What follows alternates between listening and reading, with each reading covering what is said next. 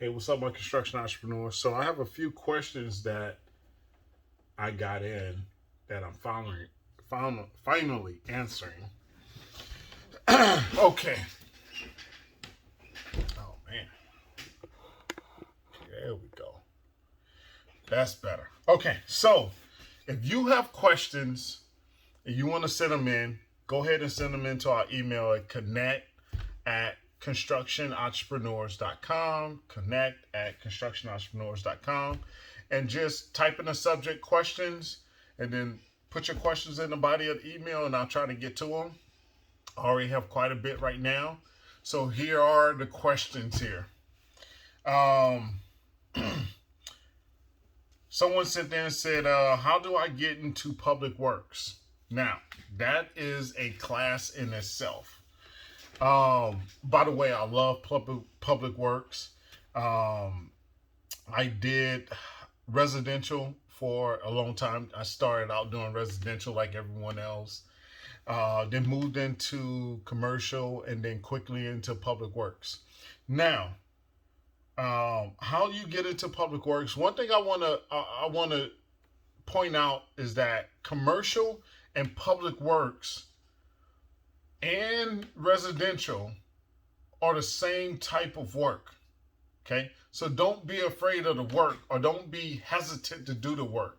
You know, a 2x6 wall is a 2x6 wall. Metal stud framing is metal stud framing. Wood stud framing is wood stud framing. Concrete is concrete. A footing is a footing, right? Drywall is drywall. So a door is a door. It doesn't matter if it's a residential door, commercial door, like a building door. It's the same type of work. Some of it is just more beefed up than the other work, but a wall is a wall. Doesn't matter. So I would say to get into public works, one thing you want to have with doing public works, and if you don't have this, you're going to have to be very selective on your projects, which being very selective is not going to get you enough work to bid on to land projects.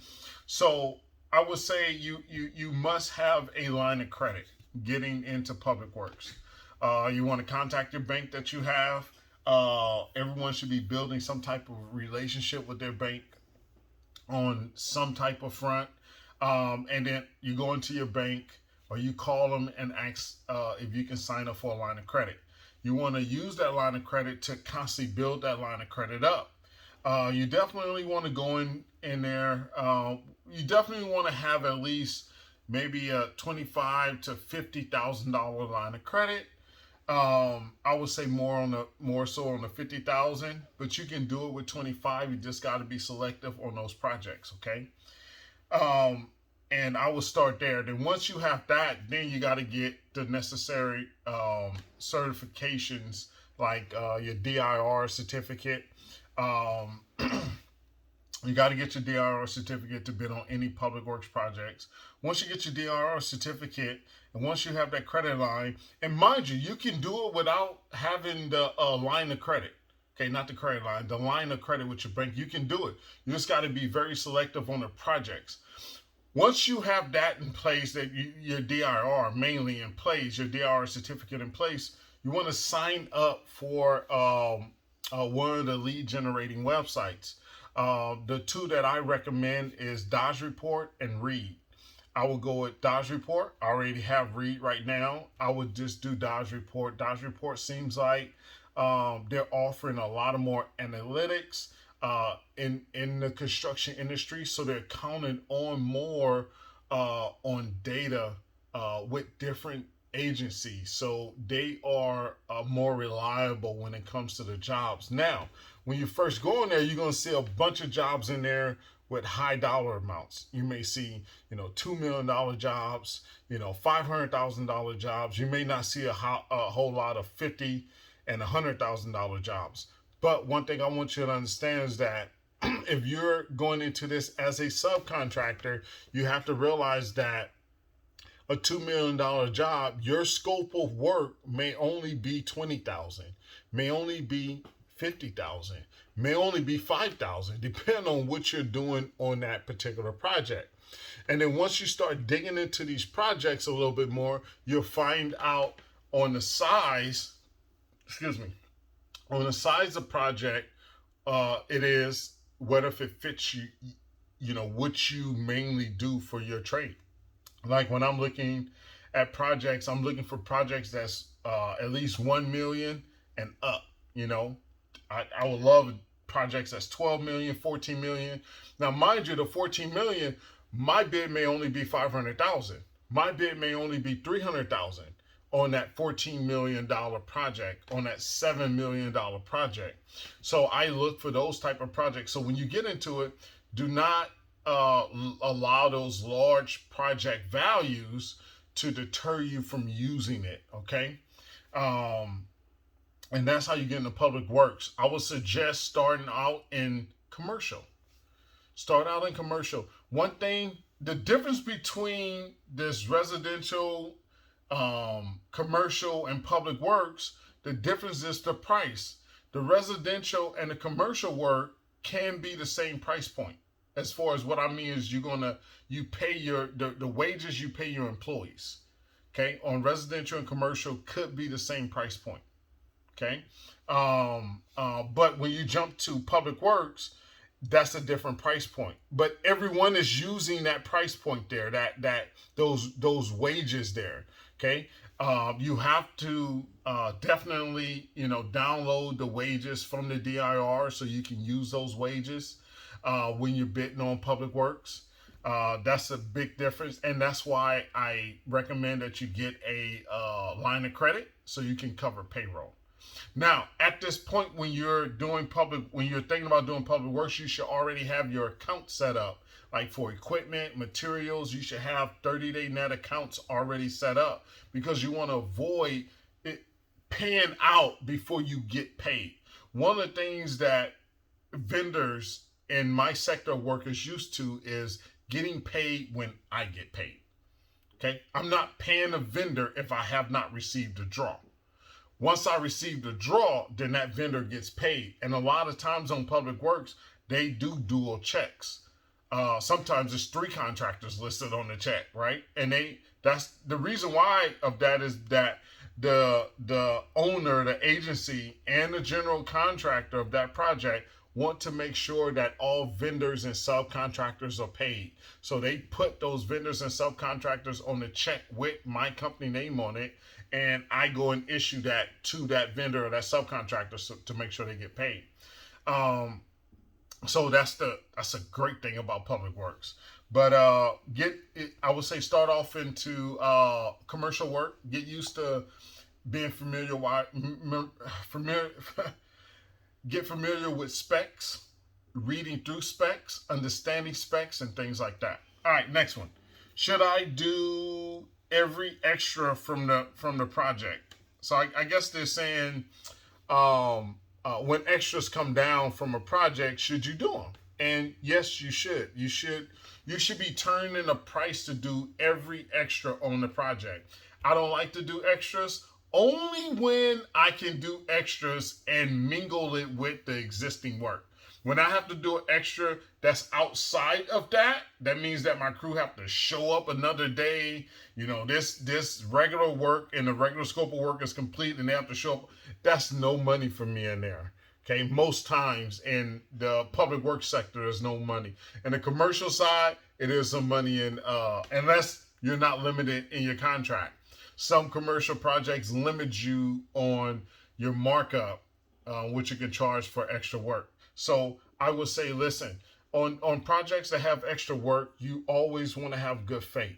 You never know when you're going to do work for that contractor or that agency again. So in good faith, write up your extras, get whatever markup you can get up. And one of the things, that's what class I need to do is how to write up change orders. And it's not just the wording, it's how to include the little things that matter to bring up your price on your change order. There's things that there's ways you can charge things and how you charge things to increase your costs, to maximize your costs on your extras. There's a lot of people that leave out a lot of things. I count for everything on my extra. So that's why my extra are full maximum value. Okay.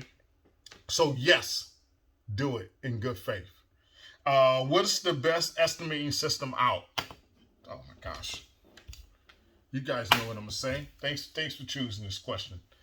The best estimating system out is the SES estimating system. Now, let me tell you why. Okay, I used a lot of estimating system. I use Stacked. I use HCSS. HCSS was a real good one, but it's very difficult to learn. Okay, but it's a good one. I use Plan Swift. I use all different ones, all different kind of ones. They're not coming to mind right now, but what you want to use is you want to find what's an estimating system for your industry.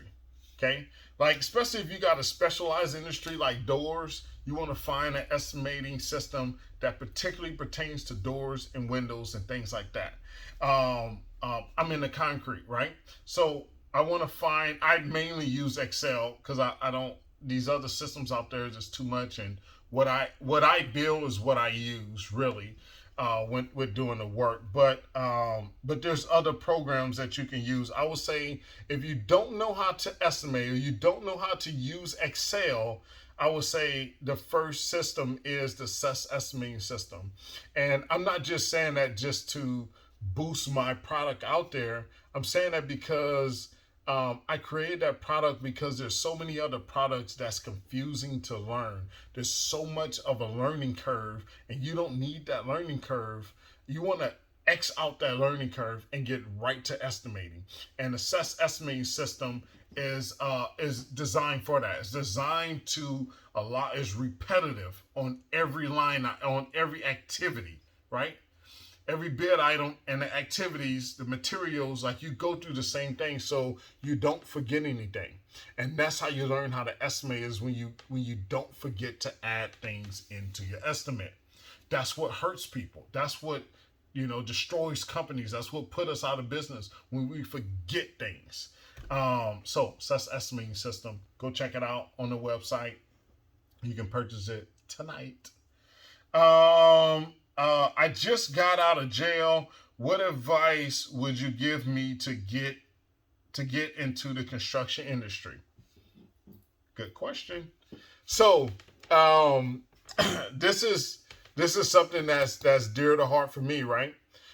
Because there was a time where I got out of jail, and construction wasn't my first job that I got into, but it was my one and a half job that I got into. Right now, construction is a very forgiving industry when it comes to criminal backgrounds. That's one of the reasons why I think I was drawn to the industry at some point. But what you do if you fresh out the White House and you looking to get in the construction industry, I would say one thing you got to remember is that experience determines your pay. Experience determines your pay, not your age. Okay? You're not in this industry, you're not paid based on your age. You're paid based on your experience. Okay? Whether it's verified or not, you're paid based on your experience. Okay? So you have to go into it like that. One of the things you really have to do is just start somewhere. Just go up to a company and or several companies and let them know, hey, I don't have any experience. I'm willing to be a labor and go in there and be a sponge and learn what you can learn. But now pick the trade. Okay, there's companies that are out there that does several trades, right, all in one. Like when I first started out, I got with a concrete company, where we did the form setting, we did the finishing, we did the rebar, we did the grading, we did everything dealing with concrete. But there's some companies out there that are concrete companies where you only do form setting, you only do finishing, you only do rebar, right? They got unions or departments that you can only work in, and you cannot, you don't have the ability you don't have the freedom to go into and learn other trades. Definitely want to look into something like that, to where a company that kind of does everything in house, to where you can learn multiple trades and see what grabs at you. But first, go into a trade that you think that you can like, you know. And don't I would say, don't try to learn everything. Grab yourself a trade, get good at that trade, and let everything else come to you. I would say that. Okay, hone that trade, and then let everything else come to you. Okay. Good luck to you. Why should I get certifications? It's not more to that. I would say you're probably talking about minority certifications, small business certifications, DBE certifications, right? You're probably talking about some certifications like that. So if you are, one of the reasons why you would get certifications is because it allows you into different sectors and markets of work. Okay. Now, mind you, with those certifications, they do require a little bit of extra work on your end, and you got to make sure that they are valid in the sector of work or the area that you're in. Okay, like let me give you a prime example. In Los Angeles County, mainly in LA, they are heavy on women owned, black owned, Hispanic owned. You know, they have set asides for those certifications. Small business, they have actual set asides. When you go to like San Diego, Riverside, in California here, they may not have those programs in place to where you can utilize those certifications as much as you can utilize them in Los Angeles. So you got to look at the area that you're in with the certification that you're getting, and make sure that it's valid for that area and the market that you're in. And then I would say get it. It's always good to have for the time that a job does come by your table. You want to make sure that you have it, then not. So if you are in a position to get certifications, go for it. Know that, hey, it may not come into play now, but you definitely want to be in a position when things do come into play. Remember, the infrastructure bill is coming up. They're going to have some set asides on that at some point, somewhere. I don't know. I'm not counting on it. I'm definitely counting on the infrastructure bill because I want some of that work. You know, everybody else getting some of this government money. Why can't I? So I would say, yeah, just pay attention to that. What's around your market in your area on those certifications, and how can you utilize them in your current space? Last question. I just got my license. I want to leave my 9 to 5, but I can't. How do I start my new construction company now? Oh wow, man! That's a tough deal right there. Is trying to start your construction company. Once you got your license, you're a worker somewhere doing a 9 to 5, probably making some decent money, right? Especially if you've been in it for a while, and excuse me, and you're like, man, how do I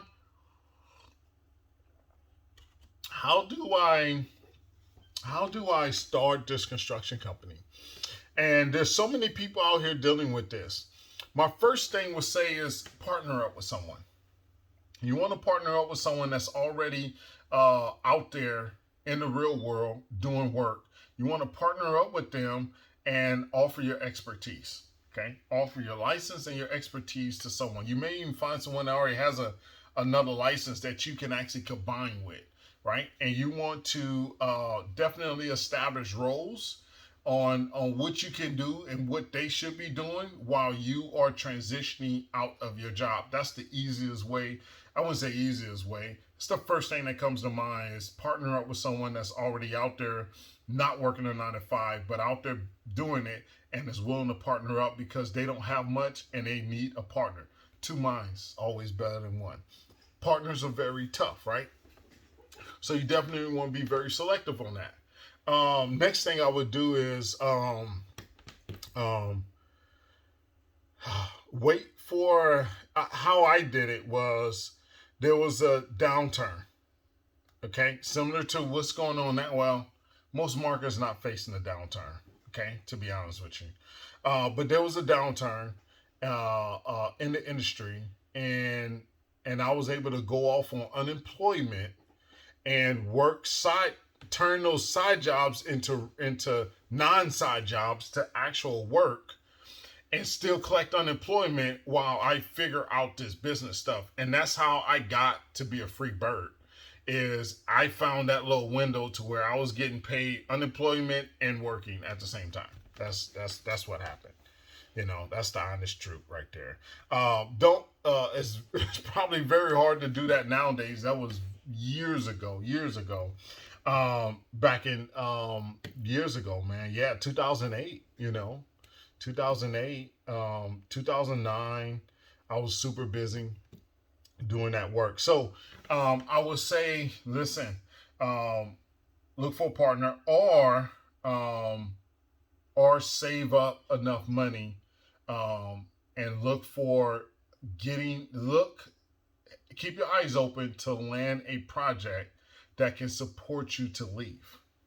So what does that mean? That means that you're going to have to do a little bit of skydiving here, okay? That means that right now you should be looking to bid on work, okay? A matter of fact, I almost had a recent partner that was in this particular situation, and I tried to partner up with them to create another concrete company because I seen how eager they were, but eventually they backed out for some type of fear. But I would find a partner that knows more than what you know, that you can potentially trust. That's a big factor. And they bid on work, or you go off by yourself, try to find work, bid on work, land a project. Once you land that project, it's time to go. Like you have to commit and say, hey, I'm out of here. I'm done. We're skedaddles. You land a nice sized project, you look at it, you see how much you need to bring in every month. Maybe it's 5,000. Maybe you need to bring in 8,000. You look at the projects and see how much you can make clearly over that a month on that particular project, and it can last you a month, and go for it. Now, mind you, once you go for it, it's going to be rocky at first. You're going to have to continue to push out numbers, so you can constantly stay busy. And you're going to have to find that breaking point to where working in the field versus doing admin work. Get it out your mind that you cannot do both. Okay, so at some point you're going to have to stay diligent enough to work maybe 5 days a week and then estimate Saturday and Sunday. Work 5 days a week with your bags on and estimate and put in that admin work, invoicing, admin work, payroll, and all that on Saturdays and Sundays, and make that happen. Is this going to be like, and remember, always look at it. How long is this going to last? If you stay diligent enough in it and you're working at it and you're bringing in the right projects, going after the right projects, you'll get out of that little rat race there. But it's definitely, you're going to have to jump. So you're going to have to figure out how to bid on jobs while you're working your 9 to 5. How to land jobs while you're working your 9 to 5. That means you're going to have to be putting money into your business so you're qualified to bid on these jobs. Have to be qualified. You have to get your insurance. You have to get all the necessary certifications that you need to bid on these projects. Once you bid on them and you land it, you got to be ready to go. Sit with a partner or without, you got to be ready to jump. And then once you jump, you have to be diligent enough to stay focused, to continue to pound, continue to hustle hard, then hustle harder, right?